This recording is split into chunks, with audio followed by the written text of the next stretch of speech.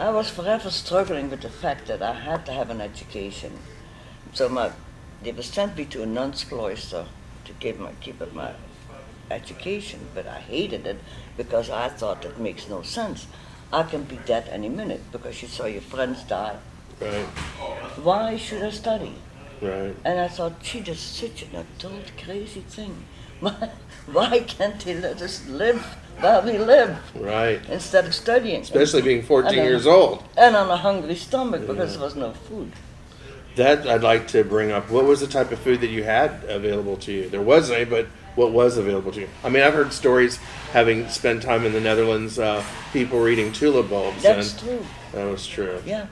And I hated beets so much. At the end of the war, everything was made from beets. Jam. Yeah. Jam, beet Whatever you jam. could make. It was horrible because they didn't waste anything anymore. So these long things were hanging on the beets. Wow. Wow. It Did was you awful. actually It was see food. would you see conflict between the shooting and fighting actually taking Yeah. place? Yes, And, a whole lot of that. Was that adventurous to you as a young person or scary? Or both? You see, we were not allowed to be on the streets. So every night there was thousands of planes come over the neighborhood just to get into the fatherland. And then, we had the air raids going. But sometimes we started to go upstairs and look anyway, because it's better to see what's going on than hiding Right.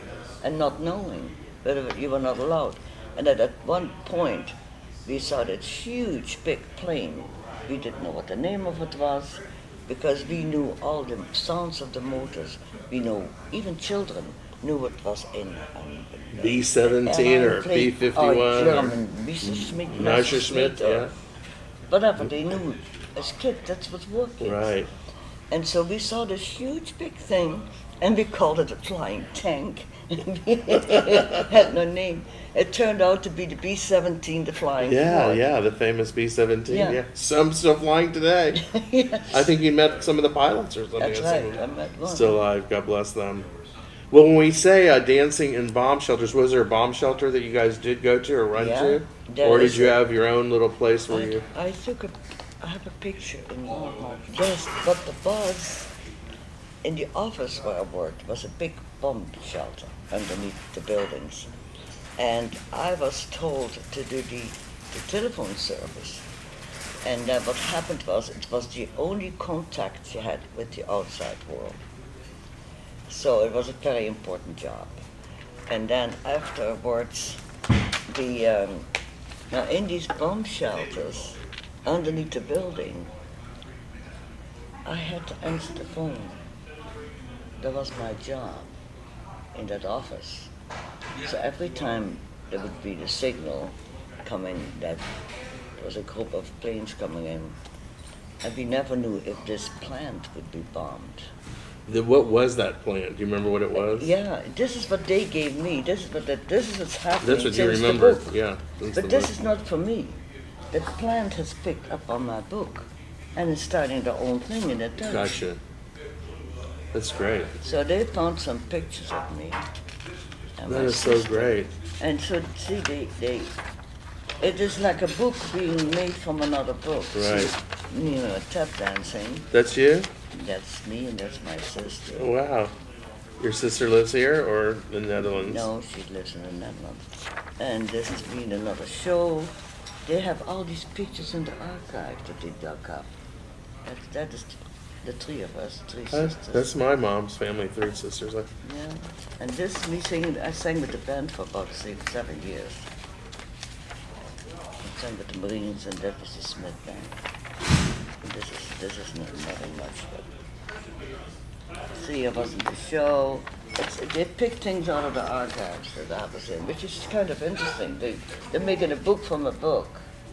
So in this book, it talks about mainly what are you focusing on?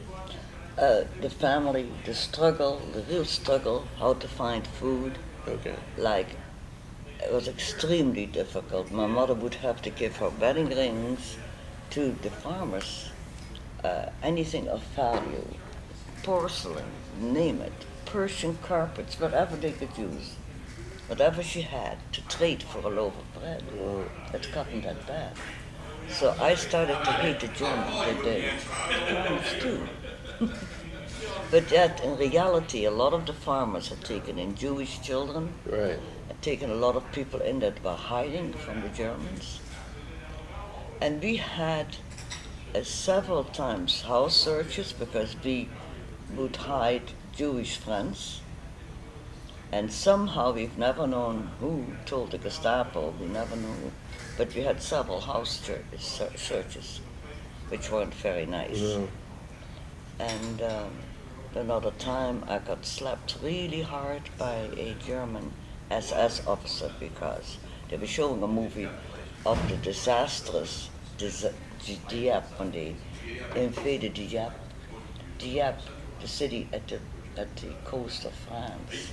Oh, okay, And yeah, it was no. a sort of a mist thing, Okay. and it came from England. Misfire. Yeah, and so the Germans showed how the Allied had lost so many people, and there was one plane shot by the Allies, one German plane, and I yelled, "Hooray!" What? Not knowing that there was two Waffen SS officers sitting behind me. They slapped me so hard that I for years had a concussion. And my whole mouth was open. Yeah, I'd like on to the talk inside. about that. That's something dangerous. Oh, you couldn't move your head. See, what I'd like to get at is the truth, and see, you're telling me the truth. There's so many times that we as Americans, or as time goes on, people want to forget, or they sugarcoat it. Oh, it really wasn't that bad. It wasn't, well, it was bad, and it did happen. Yes, it did. And I see in our society today in America, it's one of the biggest problems we have is we're trying to sugarcoat things. Even today with Obama, our own city government, no one wants to tell the truth because no one can handle the truth. We haven't taught our kids to have a backbone. We have a wishbone. I wish for this, I wish for that. And these type of things is very important that you say like it is. Yeah, and it's very honest written. And also what we did, that is something else. It shows you the mind of a teenager. We were always looking how we could pester the enemy. Groups of kids would hide in cells. Brave, yeah. And then we would take a thin wire from one side to the other on the main streets of Nijmegen. It's not a small city. And then we would wait till somebody with all these fantastic things on them, some SS big shot, and then we would lift the wire, and they would fall flat on their face because the wire would hook on the steel knobs under the boots. Oh, that's so funny. And we had to run. I mean, dumb things. That's funny, yeah. Well, you're fearless at that time. Yeah, and you also are fearless because you don't know if you're going to live. And you want them out of there. Yeah, and you don't know if the next minute you might be dead. Right. So the boys came up with this I have to tell you, this to me. Yeah, bring it. Oh, I'm sorry. Golly, you're sitting. Just didn't want to stop a good moment. This will be good, like we're drinking as we're talking. Yeah. But I have to tell you what the boys dreamt of. The boys in my group.